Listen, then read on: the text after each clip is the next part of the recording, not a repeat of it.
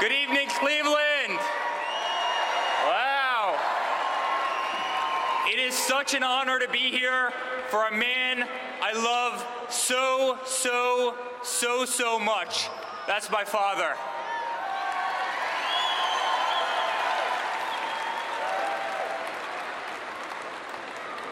"13 months ago, my father sat my family down and told us the time had come.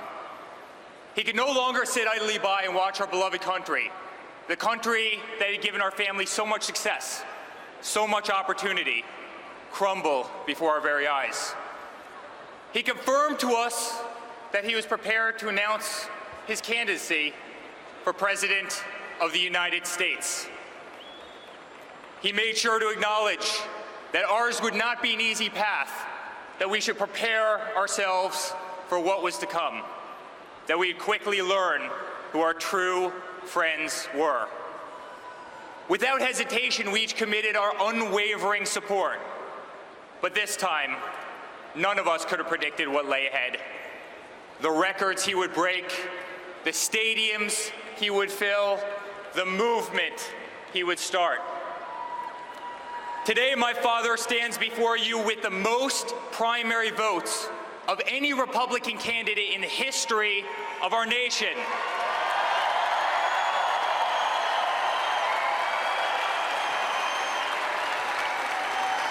He has shattered voter registration records across the country.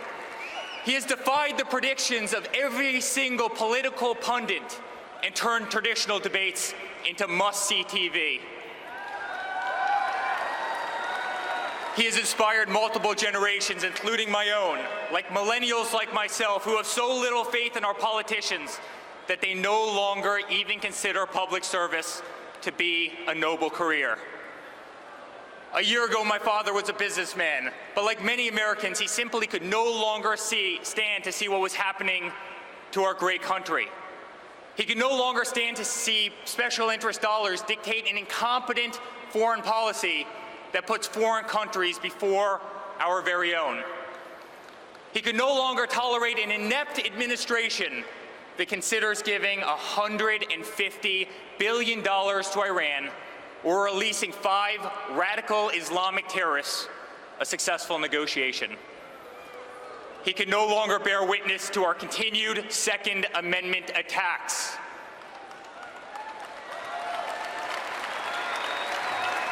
He could no longer stand to see the words Christmas stripped from public use or the Pledge of Allegiance removed from our schools in an effort to be politically correct.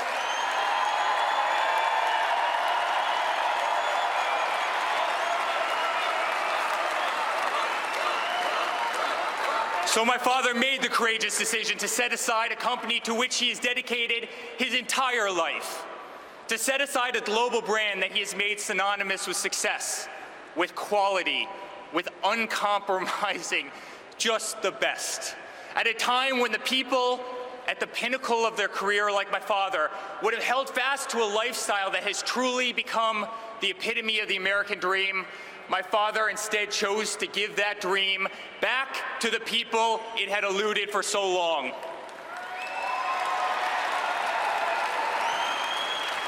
As daunting of a journey as he knew it would be, for him, it was the easiest decision in the world.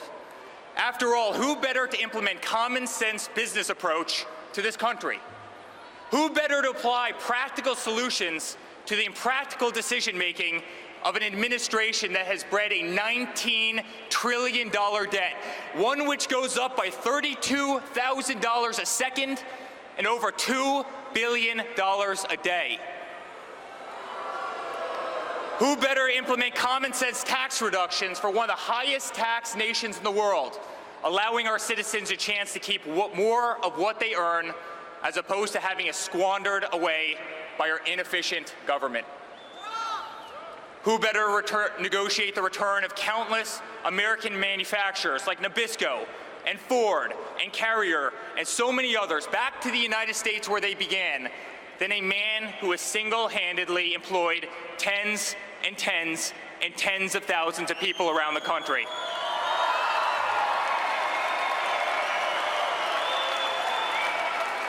It's time for a president with common sense. It's time for a president who understands the art of a deal and appreciates the value of a dollar, our tax dollars. It's time for the president who has always been the one to sign the front of a check, not the back.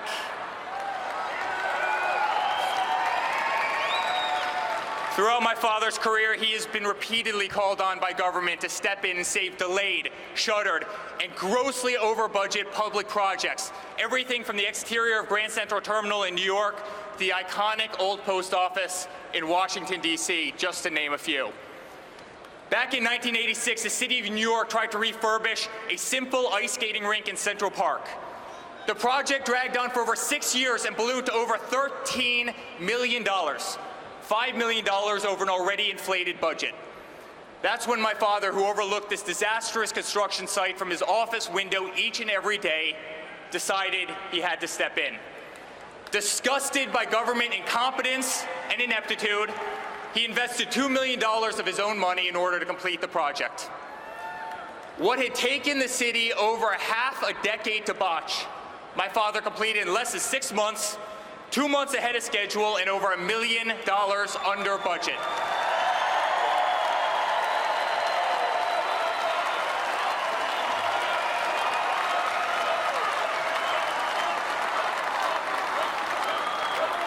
It's time for a president who can make America great again, ahead of budget and ahead of schedule too.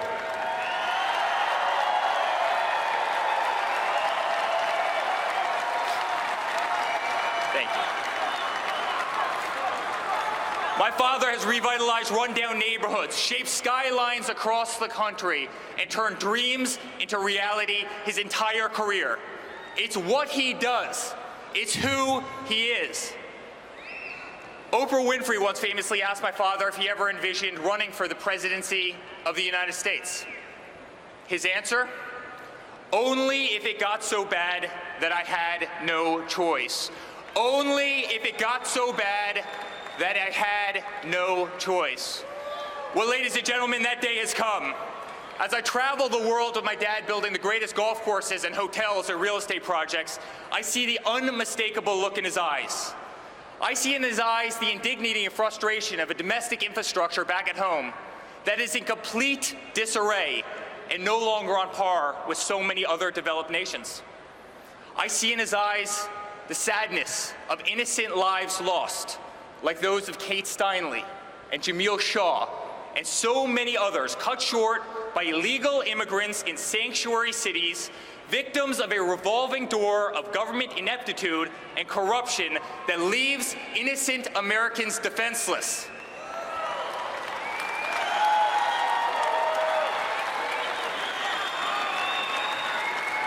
I see in his eyes the humiliation of an education system ranked 30th in the world. I see in his eyes the disgrace of nearly $400 billion trade imbalance with China, the $60 billion trade imbalance with Mexico, and the continued destabilization of the Middle East, which has cost our nation trillions and trillions of dollars and thousands of lives.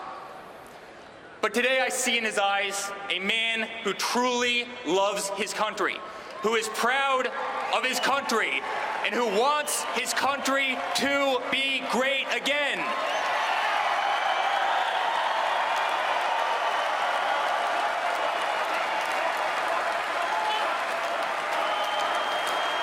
Thank you.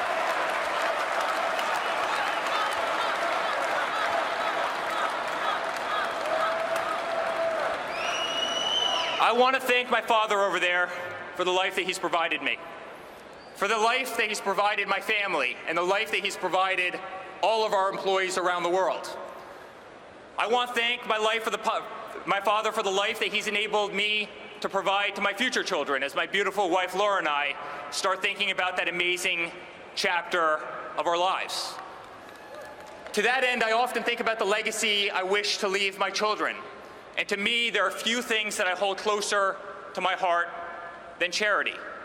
For me, it's the essence of who we are as human beings.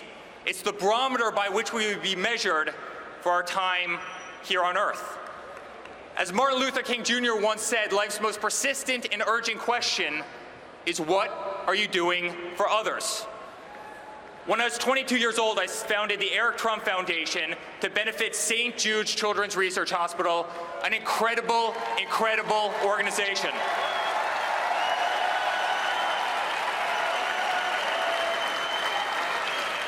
I run my foundation based on the principles my father taught me: honesty, integrity, and values. I expect other charities to be run by the same moral code, not serve as conduit for personal enrichment, not become a beacon of corruption and scandal.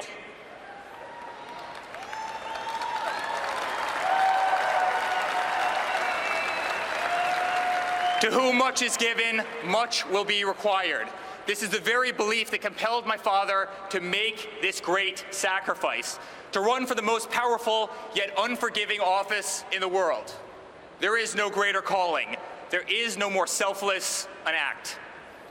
To the unemployed voter sitting at home watching me right now, wondering how you're going to make your next mortgage payment or rent payment, my father is running for you.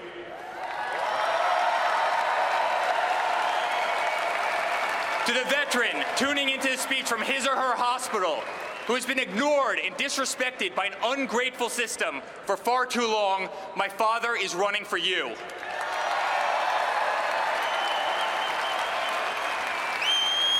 To the school teacher, forced to walk through metal detectors each and every day into an underfunded school, my father is running for you.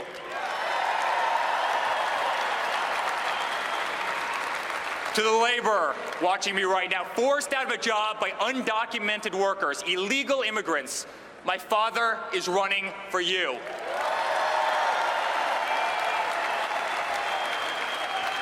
To the oil and gas industry worker denied a job because of radical regulations from a radical EPA, my father is running for you. To single mothers, to families with special needs children, to middle-class families who can no longer afford medical benefits sufficient to cover their everyday needs, my father is running for you.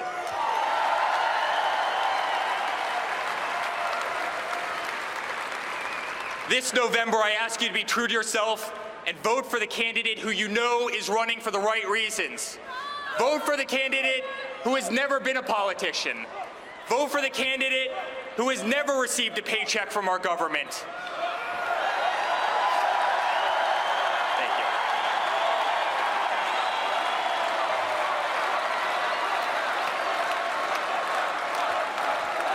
Vote for the candidate who can't be bought, sold, purchased, bribed, coerced, intimidated, or steered from the path that is right and just and true.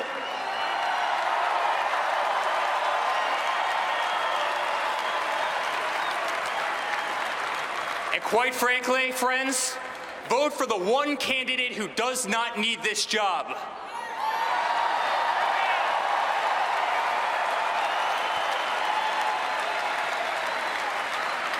Never have I been more proud to be a Trump. Never have I been more proud to be my father's son.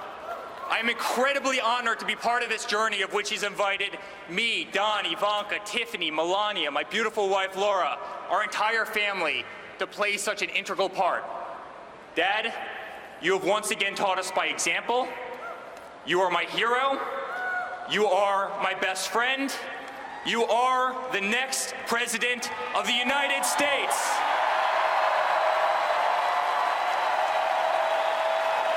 God bless America.